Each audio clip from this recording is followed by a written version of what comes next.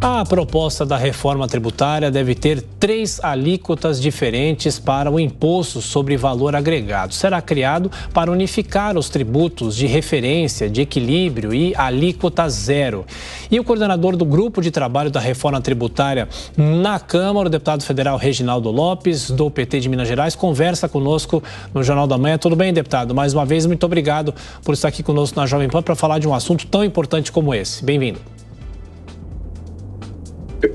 Bom dia, obrigado pelo convite. De fato, a matéria da reforma tributária é uma matéria extremamente estruturante. Eu considero a reforma como a principal reforma do Estado brasileiro, ou seja, a possibilidade do Brasil diminuir o custo produção, o custo Brasil, e também aumentar a sua competitividade, encontra-se na reforma tributária. Portanto, é um desafio enorme poder construir um texto que permita as convergências necessárias para a sua aprovação. Estamos em fase de diálogo.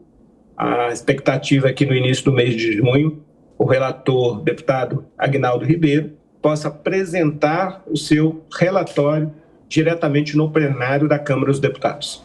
Deputado, antes de passar para os nossos comentaristas, o senhor acha realmente que esse texto vai ser uma indicação de uma reforma tributária ampla, como o país precisa, ou o senhor acha que, por ceder às pressões de vários setores, dos governadores, por exemplo, é possível que a reforma seja fatiada? É a velha discussão que o Congresso sempre fez, uma reforma ampla ou uma reforma fatiada, não é, deputado? Será uma reforma ampla, do ponto de vista da reforma dos impostos indiretos, dos impostos sobre o consumo. A nossa estratégia foi dividir em 2 etapas.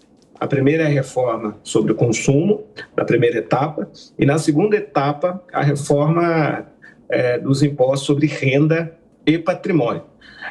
Não faz sentido algum fatiar a primeira etapa, ou seja, nós vamos num sistema moderno, simplificado, que possa resolver o contencioso, a judicialização. Nós temos que ter um sistema de regra, e não esse sistema atual, que é um sistema de exceção, ou seja, é um sistema com 460 mil normas, que tem um custo Brasil enorme e está muito judicializado. E tem um contencioso na justiça de quase um PIB, ou seja, o que ocorre quando tem esse contencioso enorme é que quando poucos pagam, os que pagam, pagam muito.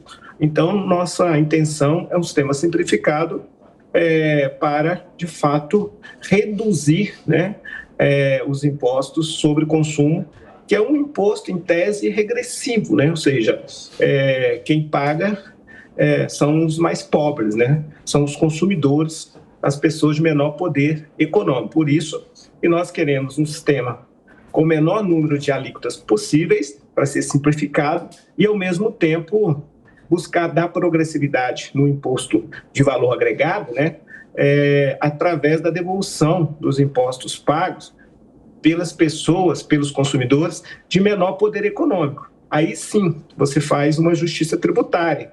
O sistema, mesmo da tributação indireta, passa a ser mais progressivo, porque quem ganha mais paga mais e quem ganha menos paga menos.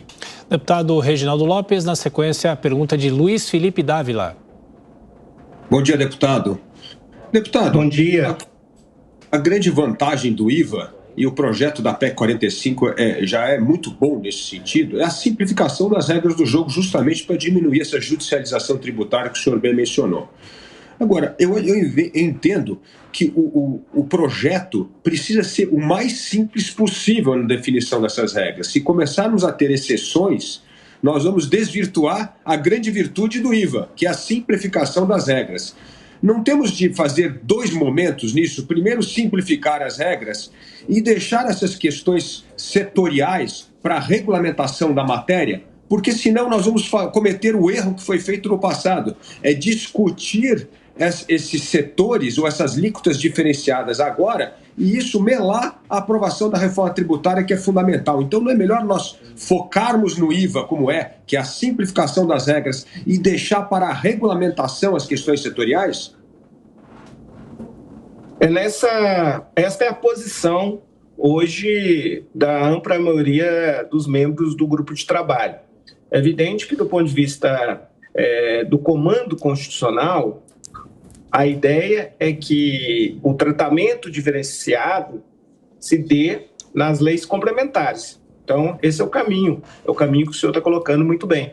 Ou seja, garanta que, de fato, setores que têm uma cadeia curta, né, ou setores que são muito importantes para a sociedade brasileira, como a saúde pública, a saúde, né, como a educação, transporte coletivo, transporte de carga. O Brasil é um país de um modal quase único, né, rodoviário, e a questão dos alimentos, nós compreendemos que, de fato, é quase impossível não ter um tratamento diferenciado. Quando eu levanto o debate que, para esses setores, a negociação política deveria caminhar para uma alíquota de equilíbrio, ao invés de você ter uma alíquota para cada setor, né, para cada um desses setores.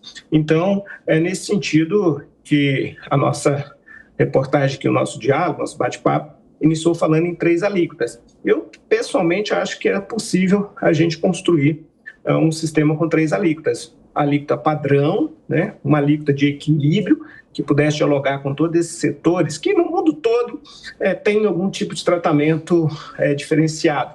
E a alíquota zero, que é melhor que a alíquota de isenção, justamente para não quebrar o sistema de creditamento, né? Ou seja, a alíquota zero seria a alíquota mais ou menos daquelas instituições que têm imunidade tributária hoje. Então, a ideia é esta mesmo, Felipe, ou seja, construir um sistema totalmente simplificado para dar ao Brasil a competitividade e tirar esse sistema cumulativo, né? Hoje, infelizmente, além da cumulatividade, ou seja, a gente exportar com resíduo tributário, que torna nossas mercadorias 20% mais caro, né?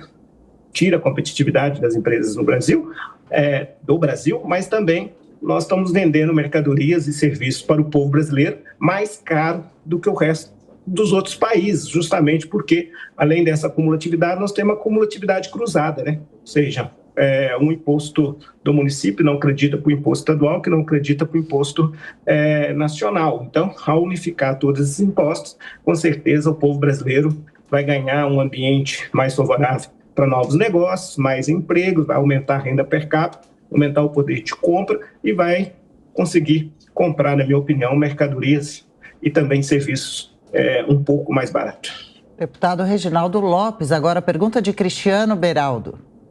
Deputado, bom dia. No Brasil, diferente de países avançados, prevalece o princípio da má-fé. Vejam que o mundo discute os efeitos da inteligência artificial e nós aqui, o empresário, ainda tem que preencher manualmente uma DARF. E caso ele cometa algum erro nesse preenchimento, ele vai ter uma dor de cabeça imensa que pode sim acabar na justiça.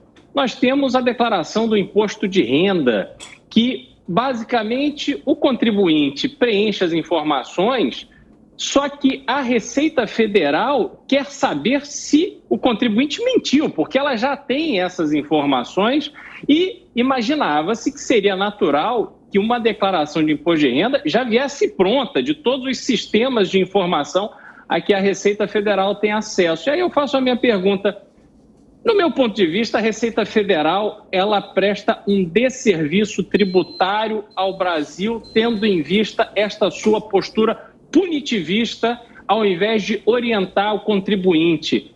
Esse volume imenso de questionamentos tributários que temos na Justiça, muitos deles que acabam se transformando em precatórios, ninguém é punido por isso, porque poderia ter sido resolvido lá na instância administrativa. Eu lhe pergunto, como fazer uma reforma tributária bem-sucedida sem mudar a essência de atuação e pensamento da estrutura da Receita Federal? Isso será contemplado? Está sendo discutido? Sim, a ideia é justamente a simplificação. O que leva esse contencioso é que na tributação indireta temos 460 mil normas, 5.570 notas fiscais, 27 legislações estaduais sobre ICMS, e uma confusão, né, de PIS, a CONFINS, essa confusão, o que é cumulativo parcial, total. Então, permite ali um excesso, um exagero de planejamento tributário e uma confusão. Levou o Brasil a ter quase um PIB de contencioso, ou seja, é um prejuízo, ou seja, o nosso sistema tributário, ele consegue fazer e produzir alguns centenas de bilionários, ou seja, empobrecer os milhões de brasileiros. Então, infelizmente, porque do contencioso que o cidadão já pagou por aquele tributo, porque é imposto indireto, é de sobreconsumo, incidiu sobre aquele bem ou aquele serviço, mas não chegou nos cofres públicos esses recursos. Como também o nosso sistema de incentivos fiscais, ou seja, que mostrou não ser mais funcional agora nesse século XXI, também não chegou nem os preços e menos ainda, lógico que teve incentivo fiscal, não chegou também nos cofres públicos. Então, você vai aumentando a carga tributária para aqueles que pagam. Então, é óbvio que nós temos que fazer um sistema onde todos pagam, todos podem pagar menos. Então, nesse sentido, tem que ser simplificado, tirar essas obrigações acessórias, e aí é um sistema simplificado, um comando constitucional simplificado, né? Onde todas as etapas anteriores serão creditados e serão descontados no preço final, que é a teoria do imposto de valor agregado. Então, eu acredito que é possível, sim, modernizar. O Brasil tem hoje, comparado, eu estava na OCDE semana passada, comparado até com os países da OCDE, o Brasil tem um avanço do ponto de vista tecnológico.